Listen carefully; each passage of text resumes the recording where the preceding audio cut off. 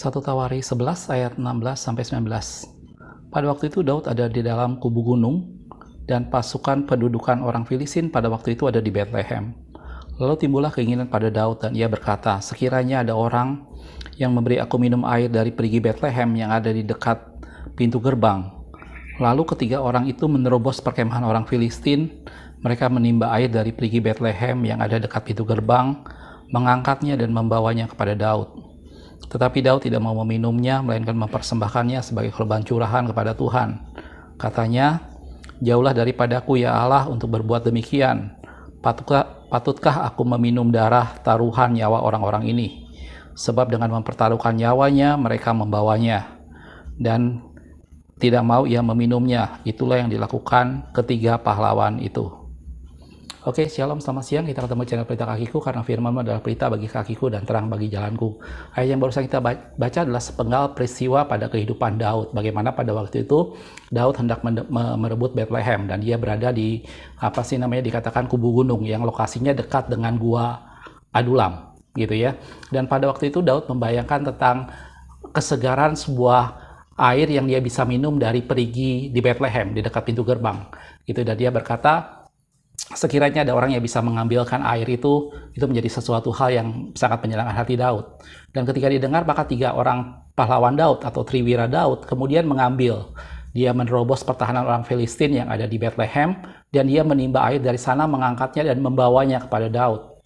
Gitu ya. Tetapi pada waktu Daud menerima itu, pada saat Daud tahu bahwa tiga triwiranya berjuang mempertaruhkan nyawa untuk menerobos pertahanan perkemahan orang Filistin demi sebuah air minum yang ingin Daud rasakan, maka kemudian Daud tidak mau mengambil air itu, Daud tidak mau meminumnya, dan dia mempersembahkan sebagai korban curahan bagi Tuhan.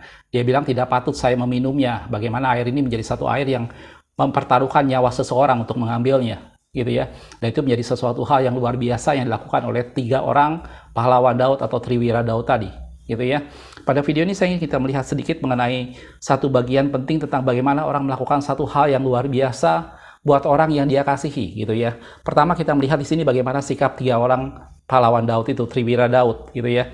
Jadi kalau Anda baca tentang kehidupan Daud, kita mengenal ada tiga pahlawan besar yang mendampingi Daud, yang dikenal dengan triwira, gitu ya. Di sana ada Isibaal, ada Eliasar, dan satu lagi adalah Sama, ya. Tiga orang ini sangat terkenal sebagai triwira Daud yang sangat perkasa, gitu ya. Dan pada cerita yang tadi kita baca di 2 Tawarikh, cerita ini juga ada dalam 2 Samuel, saudaraku ya.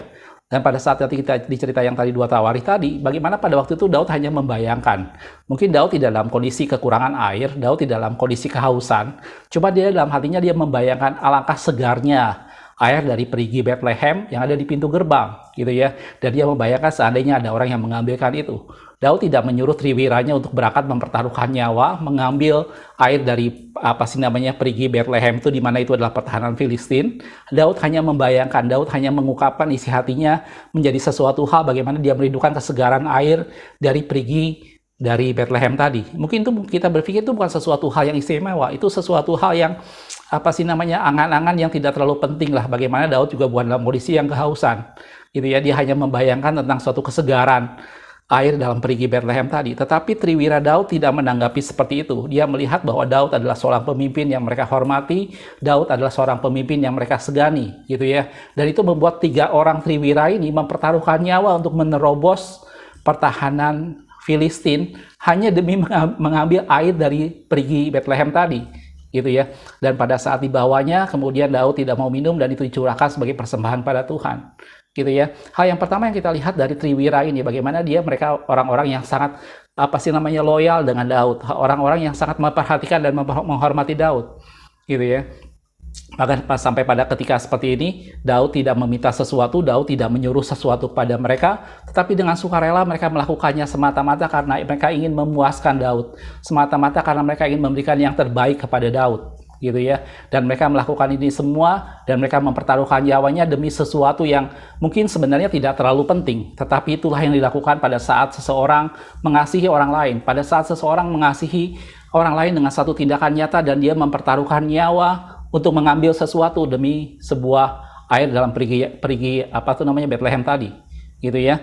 Dan ini menjadi satu hal yang baik. Hal yang kedua yang kita lihat di sini adalah bagaimana Daud sendiri sangat menghargai apa yang dilakukan oleh Triwira tadi, gitu ya. Dia melihat bahwa air yang dibawa oleh Triwira ini bukan air sembarangan. Mungkin ini cuma memang air dari sebuah perigi di Bethlehem dekat pintu gerbang. Tetapi yang menjadi hal yang istimewa bahwa air itu didapat dengan 3 orang yang mempertaruhkan nyawa untuk membawa air itu kepada Daud, gitu ya. Dan Daud memandang bahwa ini bukanlah air sembarangan, dan kalau dia meminumnya, maka dia membiarkan 3 orang itu mempertaruhkan nyawa hanya untuk kepuasan dirinya.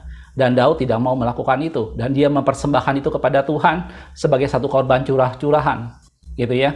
Dan 2 hal ini menjadi sesuatu yang menarik, bagaimana Triwira tadi melakukan yang terbaik buat Daud, dan bagaimana Daud pun melakukan yang terbaik buat Tuhan, gitu ya.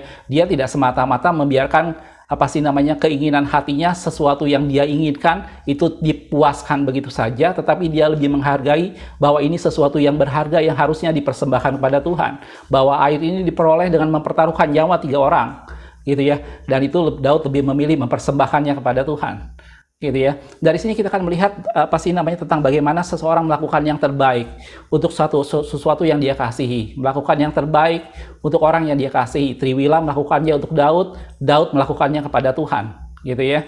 Kita lihat beberapa ayat dalam firman Tuhan. Dalam Bilangan 18 ayat 29 dikatakan, dari segala yang diserahkan kepadamu, yakni dari segala yang terbaik di antaranya, haruslah kamu mempersembahkan seluruh persembahan khusus kepada Tuhan sebagai bagian yang kudus daripadanya. Dalam Perjanjian Lama, Allah menekankan supaya umat Tuhan mempersembahkan sesuatu yang terbaik, dan itu menjadi suatu peraturan yang mereka sangat ikutin, gitu ya. Tetapi yang menarik dari cerita Daud ini, Allah tidak pernah menyuruh Daud melakukan sesuatu bagaimana Daud mempersembahkan air minum tadi, gitu ya. Dan itu benar-benar keluar dari satu ekspresi dari diri Daud, gitu ya. Saya banyak belajar, banyak tertarik dengan pribadi Daud ini, bagaimana dia banyak melakukan hal yang sebenarnya tidak disuruhkan atau tidak tertulis dalam Alkitab, gitu ya. Salah satu contohnya tadi, gitu ya, Daud bagaimana mempersembahkan air yang diperoleh tadi sebagai satu korban curahan, padahal itu dalam firman Tuhan tidak tertulis, tapi itu menggambarkan ekspresi Daud, bagaimana Daud mengasihi Tuhan, gitu ya. Hal yang lain mungkin kalau Anda lihat dalam firman Tuhan pada waktu Daud memindahkan tabut perjanjian, tabut Allah ke Yerusalem, dikatakan Daud menari-nari dan dia berpakaian baju efod, gitu ya. Kita tahu bahwa baju efod adalah baju yang hanya dikenakan oleh imam besar, dan itu adalah keturunan Lewi, dan Daud bukan imam besar, dia seorang raja dan dia bukan keturunan Lewi, gitu ya. Tetapi Daud melakukan itu semua sebagai bentuk penghormatan kepada Tuhan, gitu ya. Jadi kita bisa melihat di sini satu pribadi yang tidak terkungkung, tidak dibelenggu oleh aturan-aturan yang ada pada zaman itu. Tetapi Daud mengekspresikan apa yang dalam hatinya sebagai bentuk satu ucapan syukur kepada Tuhan yang menunjukkan bahwa dia mengasihi Allah, gitu ya. Perjanjian Lama, orang Israel pada waktu itu diatur untuk mempersembahkan sesuatu yang terbaik dari hasil bumi, dari apapun juga, gitu ya. Tetapi Daud mempersembahkannya lebih dari itu, sesuatu yang dia sangat inginkan, sesuatu yang dia sangat rindukan pada waktu itu untuk minum air dari perigi Bethlehem. Dia persembahkan itu sebagai satu korban curahan bagi Tuhan, gitu ya. Hal yang lain kalau kita perhatikan misalnya di dalam Efesus 6 ayat yang ke-6, ini bagaimana waktu itu Paulus berbicara soal pada orang hamba-hamba, dikatakan, jangan hanya di hadapan mereka saja untuk menyenangkan hati orang, tetapi sebagai hamba-hamba Kristus yang dengan segenap hati melakukan kehendak Allah, gitu ya. Dan ini menjadi sesuatu hal yang baik juga, bagaimana kita lihat bagaimana Triwira tadi tidak hanya sekedar mencari muka, tidak hanya sekedar melakukan sesuatu supaya jabatannya menjadi semakin diperhatikan Daud, tidak. Tetapi mereka mengorbankan segala sesuatunya untuk menerobos pertahanan Filistin dan mengambil air dari perigi Bethlehem tadi, semata-mata karena mereka menghargai Daud. Saya melihat ini satu bentuk kepemimpinan Daud yang membuat bawahannya menghormati dia secara sukarela, yang membuat bawahannya sangat menyegani Daud, gitu. Dan pada waktu Daud membayangkan tentang segarnya air dari perigi Bethlehem, 3 Triwira ini dengan sukarela, tanpa disuruh, tanpa diperintah, mereka melakukan itu semua dengan risiko yang besar, gitu ya. Dan itu menjadi gambaran bahwa kita melakukan segala sesuatu dengan segenap hati bagi orang yang kita kasihi, khususnya bagi Tuhan, gitu ya. Pelajaran yang baik yang kita ambil dari peristiwa ini adalah tentang bagaimana orang melakukan sesuatu, bagaimana orang melakukan segala sesuatu tidak hanya karena aturan, tidak hanya karena suatu perintah, tidak hanya karena tata cara yang harus diikutin, tetapi dia melakukannya karena dia mengekspresikan apa yang dalam hatinya, gitu ya. Triwira tadi melakukannya dengan sepenuh hati, dia melakukannya tanpa perintah, dan dia melakukannya karena dia menghormati Daud, karena dia semata-mata ingin menyenangkan hati Daud. Dan Daud mempersembahkan itu kepada Tuhan, bukan semata-mata dia memuaskan hawa nafsu dia tentang suatu kesegaran air minum, tetapi dia melakukan itu sebagai korban curahan bagi Tuhan. Walaupun dalam firman Tuhan, Allah tidak pernah menyuruhkan Daud melakukan hal itu. Jelas, saudaraku. Ayat yang lain kalau kita lihat dalam firman Tuhan dikatakan seperti ini. Hal yang sama juga yang pernah kita lihat bagaimana dalam firman Tuhan tentang Abraham yang diminta Tuhan untuk mempersembahkan anaknya yang tunggal, gitu ya. Dan ini menjadi satu gambaran bagaimana orang mempersembahkan sesuatu yang paling berharga yang ada pada dirinya sebagai bentuk bahwa dia mengasihi Tuhan. Dalam Kejadian 22 ayat yang kedua dikatakan firman-Nya, ambillah anakmu yang tunggal itu yang engkau kasihi, yakni Ishak. Walaupun masih banyak orang yang memperdebatkan anak yang tunggal ini yang mana. Jelas kata firman Tuhan bahwa anak yang tunggal dari Abraham itu adalah Ishak. Gitu ya, saudaraku ya. Tidak ada perdebatan lagi soal itu. Oke. Dikatakan yakni Ishak, pergilah ke tanah Moria dan persembahkanlah dia di sana sebagai korban bakaran pada salah satu gunung yang akan kukatakan kepadamu. Dan kita tahu ceritanya bagaimana Abraham melakukan itu semua. Seorang anak yang dia nanti-nantikan pada masa tuanya, dan kemudian Allah meminta itu untuk dipersembahkan kepada Tuhan. Gitu ya. Dan ini semua jadi gambaran dalam firman Tuhan tentang bagaimana Allah tidak pernah meminta kita sesuatu yang macam-macam. Tetapi apa yang kita tunjukkan, apa yang kita ekspresikan itu menggambarkan seberapa jauh kita mengasihi Tuhan. Gitu ya. Saya bersyukur bahwa dalam kekristenan kita tidak pernah diperbudak dengan berbagai macam aturan. Harus baca firman Tuhan kah setiap hari, harus berdoa kah setiap hari, harus berpuasa kah berapa lama sekali. Semuanya itu menjadi satu kebebasan, gitu ya. Kita bisa melakukannya dengan bebas sesuai dengan seberapa jauh kita mengasihi Tuhan, gitu ya.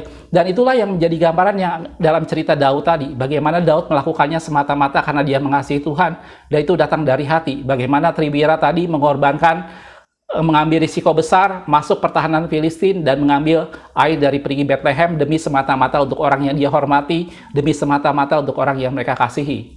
Gitu ya. Dan tadi kita lihat juga bagaimana Abraham melakukan semuanya karena Allah meminta semuanya, dan Abraham memberikan yang terbaik yang ada padanya.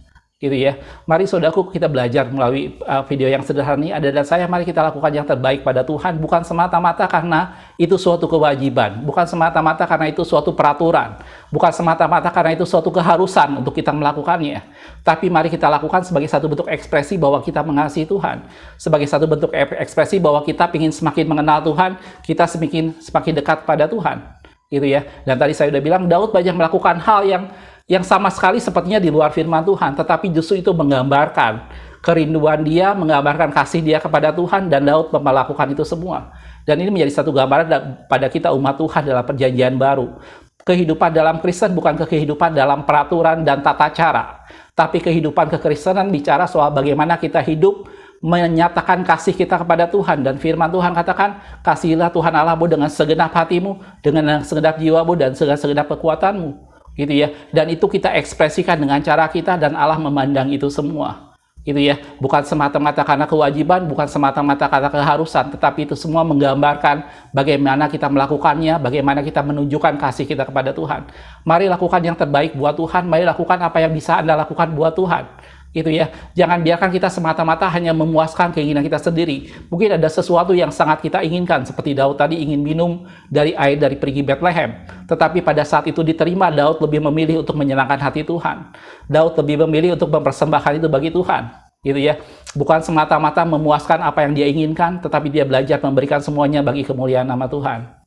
Jelas, saudaraku? Mudah-mudahan dari sini bisa menginspirasi kita semua. Mari lakukan sesuatu, berikan sesuatu yang terbaik yang ada pada kita semua, biar nama Tuhan dipermuliakan. Ekspresikan kasih kita kepada Tuhan, dan tunjukkan bahwa Anda dan saya kita mengasihi Tuhan. Makasih sudah menonton. Kita ketemu di video berikutnya. Tuhan Yesus memberkati.